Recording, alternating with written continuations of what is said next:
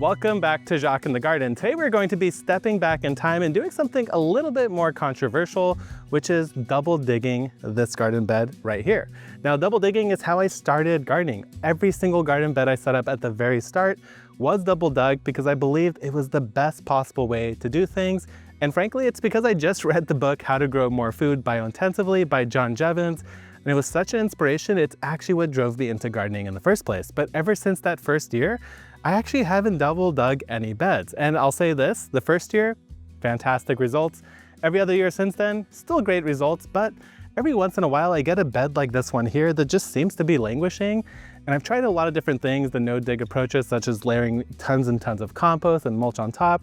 I'm still not getting the results I need, so I decided there's no reason to be dogmatic in the garden. I don't have to no-till, low-till every single bed in my space. Every once in a while, it's okay for me to go back and try things that I've done in the past. So we're gonna discuss why some people don't like this method, why no-dig is maybe better in some use cases, and I'll show you the exact procedure of how to do this whole thing on this garden bed right in front of me. Now, before we do any sort of digging though, we do have to remove all these plants so that we can actually get our spade into the soil. So I'm gonna set these tools aside and start ripping out everything in here. Right now it's mostly flowers, and then the rest of it is nothing to write home about. It's bolted broccoli because this is the hottest March ever. And I think climate records have ever measured on the Western US, by far the hottest March, and my spring plants are, well, they're not happy. So let's go ahead and reset this garden bed by removing all these plants first. So unfortunately, one of the casualties of all this is my gigantic lobelia that I will be losing. It looks really good. It's grown in quite stunningly. I think there's only like 2 seedlings that I put in the ground here. So I'm very impressed with it. But it's gotta go because we just need to get this done, and I don't wanna work around any plants. And as for this dill here, this is entirely usable. So what I'm going to do is just cut it at the base, bring it into the kitchen and throw it in the fridge. And we should have plenty of dill leaf to last us for the next couple weeks recipes. All right guys, I know this one's gonna be sad because this is a gigantic calendula, but sad to see these 2 plants go, because they did a really good job this year. If you're wondering, yes, this is a single calendula. Let me rip it by the base just to prove it to you guys. And the reason why this got so big is because I planted it in the fall, allowing it to grow through the winter when it's nice and cold, and that encourages extra bloom production. That's why it gets so big. If you started this in spring, it'll never reach this size. It just simply cannot do it without that little bit of cold weather. This Brussels sprout is quite something. Let me show you guys. Look at that, guys. Those are some serious Brussels on there. Looking quite good. Very happy with this harvest. All right, looks like dinner is sorted. This is the hardest plant to actually get rid of today because it is a poppy started from seed, but the blooms are so beautiful. They're so sort of ethereal. They have this like wrinkly color to them, which is really quite amazing. It almost looks like it's not a petal, but like some sort of frilled paper that somebody crumpled up and hand painted. Quite stunning, but there's a time and season for every plant. And this one, if I don't remove it now, it's not gonna be lasting much longer, maybe a couple weeks at this point. So I guess it's time to say goodbye. I mean, just look at that bloom, guys. What a beauty. Really fun plant to grow in the garden. And now we are officially clear, and the next thing I wanna do is rake up all of this straw, and we'll save it because there's nothing wrong with it. Maybe I'll even throw it in the compost since it's already aged a little bit. But I don't want to mix it into the soil at this stage because it's just going to make the whole thing much harder. So I'm going to swing the irrigation out of the way, rake up and move all of this mulch, and then we'll actually get to double digging. At some point in 2020, I was gifted this book. And now this book is called How to Grow More Vegetables, More Than You Ever Thought Possible on Less Land Than You Can Imagine. And it's a grow biointensive sort of style. This was written by John Jeavons. He's one of the pioneers of organic gardening. And after I read this book, it just kind of made sense to me. I was reading through it and I was just like, you know what? I think I want to try gardening. Something about this book, I don't know, really compelled me. And one of the methods that they actually start in the first 15 pages of the book, they talk about the double digging technique. Now, there are a couple different methods of double digging. They actually break down 4 separate ones. In this case, we are going to be looking at the initial double dig. There's the ongoing double dig, which is a little less intensive, but in this case, I want a full reset, so we're going with the initial. Now, what does this procedure entail? Well, first of all, it's all about the compost. So right here, I've got some beautiful sifted compost from my pile. It looks really, really wonderful. It is really chock full of life. It's nice and moist, should bring plenty of beneficial life into this bed. So this is going to be scattered across the surface of the entire bed from start to finish, and we want it to be at least 1 inch thick. So in this case, I think I might need a second bin of compost in order to get this to work. Now, it's not a method where you're directly putting the compost deep into the soil. That is another way of doing it, but in this case, we are just spreading it on the surface, and you'll see how that comes into play a little bit later. This is mainly about aerating, loosening, texturizing the soil, while still trying to get as much organic matter into the bed as possible. So what I'm going to do now is I'm going to spread out compost throughout this whole area. I might go grab a second bin because we want it to be a proper inch thick. I am not messing around this year. I want to put the right amount of compost and really get this going. This is truly beautiful stuff, guys. You could definitely tell it's homemade compost because all throughout it, I could see little bits of perlite from like composted seedlings that I put in. I see eggshells because they never really fully break down into the compost mix, but they are extremely brittle and fragile. So there's gonna be a ton of calcium available in this, a ton of nutrition, and I can only expect the best out of the situation. Step 1 of double digging is to dig. So what we're going to do here is we're going to dig roughly 8 to 12 inches deep, about 1 foot across. And the first sort of digging, the first trench that we're going to dig, what we're going to do is dig across like this, multiple channels. The first one's gonna go into this wheelbarrow and brought to the very back of the actual garden bed. You'll see why as we get closer to the end of the process. So I do wanna mark out the actual diameter or width of the bed itself. I'm gonna say that it basically starts right about here. So that's going to be my first digging point, the beginning of my trench. And then the end of the garden bed, I'm gonna base on this irrigation line here, which is, well, it's actually pretty far back. It's gonna be right about here. So now what I need to do is trench all the way across, shovel it, and put it into the wheelbarrow. Now I should have mentioned that one thing that makes this a lot easier is to not do it when your soil is dry. Having this little bit of moisture present in the soil already helps keep it all together and it makes the whole process easier. So now I've got a spade, roughly, let's see how deep I am, right about at the spade depth. So we're probably about 8 to 10 inches in depth. We're all the way across. We have it in here. Now we can move it out of our way and we can begin the double digging process. The first thing we need to do is actually grab a garden fork, because part of the double digging process is loosening the deep soil. We want to loosen it, aerate it, break it up, make it easy for plant roots to go as far down as they actually want to go. Right here, I've got a fancy little bucket full of crab shell meal, worm castings in equal parts, azomite in half quantity because you don't need as much of it. Then I have a nice organic fertilizer, and all of that is mixed together in order to get this wonderful slurry of fantastic ingredients for plant growth. So I'm gonna get a nice little scoopful here. I'm going to scatter it at the base of this trench. And maybe I don't even need the whole scoop. That's probably enough.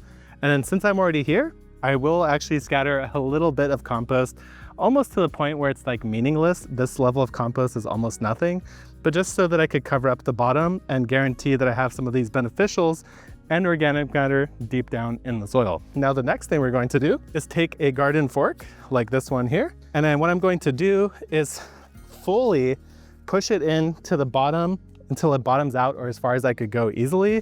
And oh, wow, that sunk right in.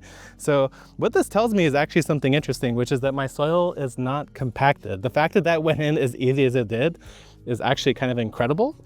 Was not expecting it to go in that simple, but that's what we got, and I'm not mad about it. So what we want to do here is just break up and loosen the soil. It's going to work some of these amendments down deep as well. And it's just going to ensure that we have good drainage in this bed, and that any deep-rooted plants, well, they're not going to have any hard time getting down in there. The hardest thing is actually wiggling the fork, because it's just wide enough essentially for the fork already. And now this is why it's called double digging, because what we're going to do is take the next trench and move it right over to this bed over here. Now, there's different ways of doing this. Some people try to do it carefully without disturbing the soil. Others just kind of kick it over. I'm not that worried either way. Like I said, we're already disturbing the soil immensely, so what's a little bit more disturbance?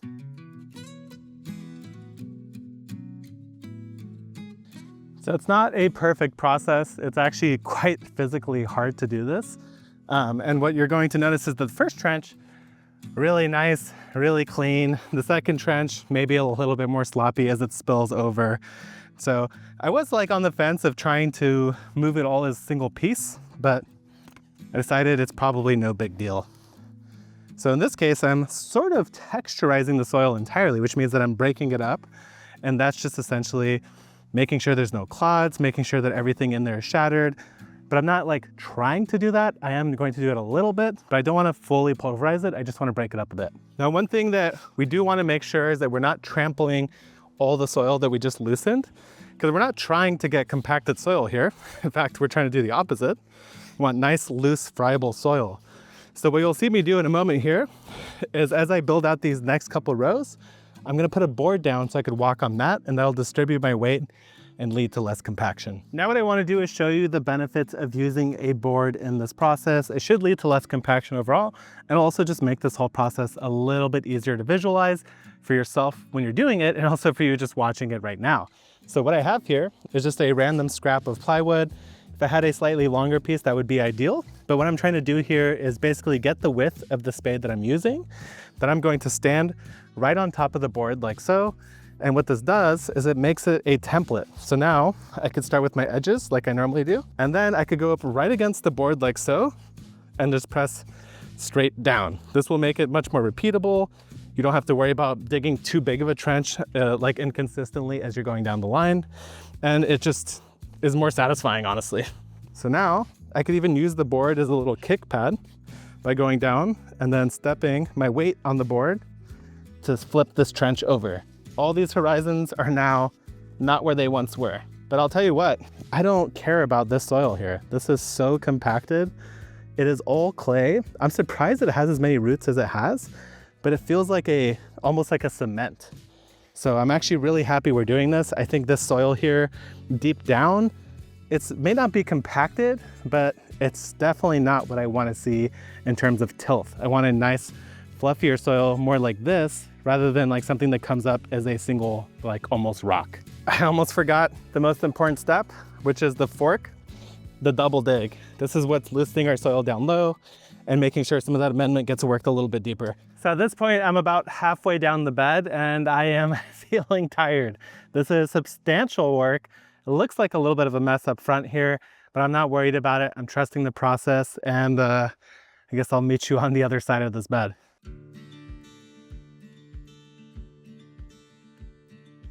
I don't know exactly how long that took, somewhere between half an hour and an hour, but we are now done double digging. We have a huge, kind of a mess, honestly. It looks really messy. It's really tall. It's crazy how much it inflates just through the act of digging. That basically tells you how much compaction there really was, considering we did add some compost, but remember, it was like maybe that much compost, not enough to noticeably produce a volume like this. So now we're at the end of the actual bed itself.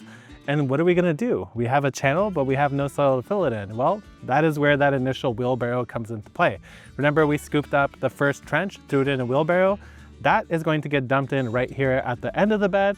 So what we've done is we've fully shifted all the soil over, basically 1 foot.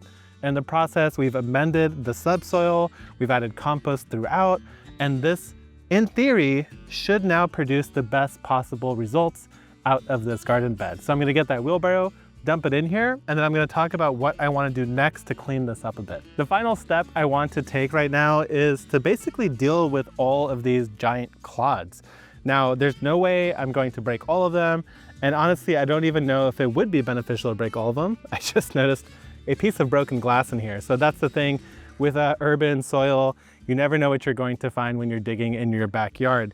So I will set aside this little piece of glass, and that way it won't cut me in the future. But now what I'm going to do is take this, which is, it's called a potato fork or a refuse fork. You could kind of use whatever you have on hand. Even the shovel actually will do just fine, and I'll show you what that looks like right now. If you were to use a shovel and you didn't have a potato fork, basically you're just gonna kind of go like this. You're gonna do that a lot. It's gonna be a bit tiring.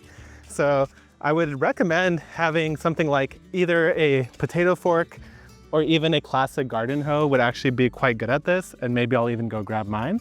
But first I wanna go through and essentially hammer all the soil with the potato fork, sort of smooth it out, level it, make sure it's evenly distributed, and that will make this actually look like a proper garden bed. And now it's looking like a proper garden bed. It's still looking a little chunky maybe, but I don't mind that at all. All of this should settle in nicely over time. And honestly, the fact that we do have these clods here, to me is actually a great sign, because what that means is that we've preserved the soil communities that live within this clod. I did not entirely pulverize and destroy them.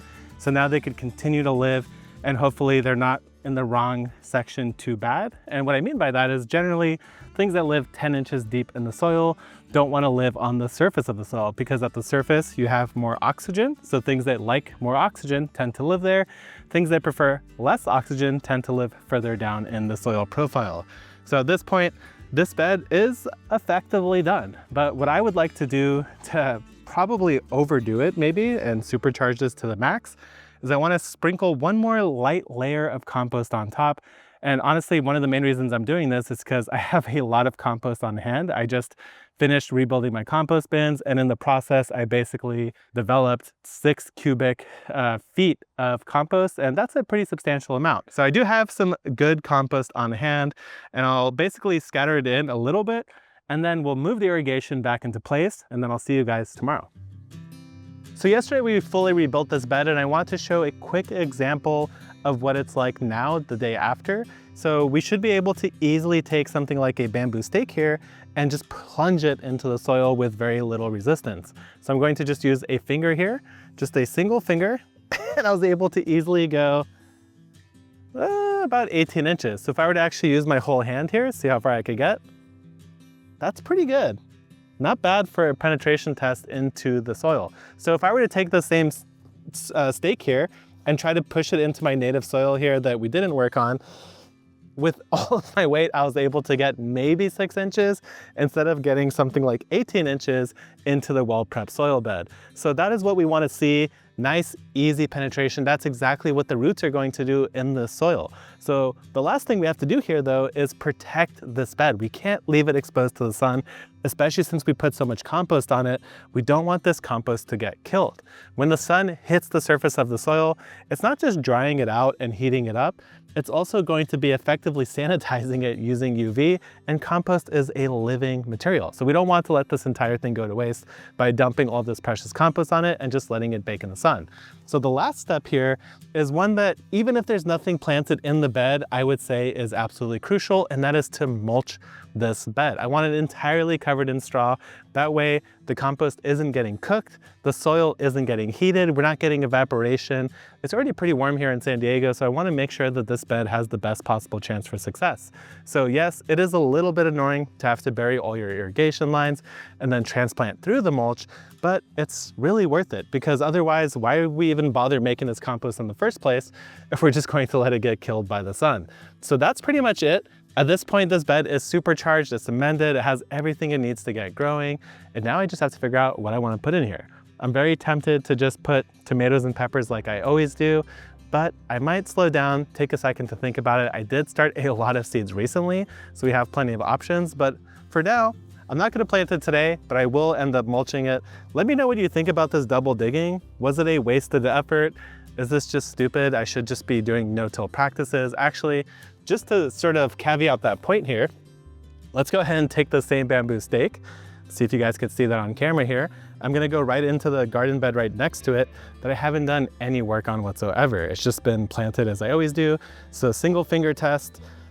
Oh, it's not actually going as far as I thought it would, but if I take my whole hand, it's actually pretty compacted. So as you can see, there is a difference between these two beds. Now, will this last forever? I don't know. We'll have to check on it at the end of this season, see how far I could plunge the stake into it. But this is a great tool to get an idea of how compacted your soil is. And in this case, there's no way this could be compacted after what we did to it yesterday. So double digging, jury's out. Is this a good idea? It's something that people have been doing for decades and getting great results. I am starting to think that I might have to go back to double dig every one of my beds, not as an every year thing, but maybe as like an every other year thing to ensure that I'm getting good organic matter throughout my soil profile and that I'm making sure that nothing is compacted. So let me know what you think down below. Is this a method that should go extinct? Should we all be doing low-till? Or is this something that might work out for some gardens depending on the situation? Very curious to hear your thoughts. I'll see you guys next time.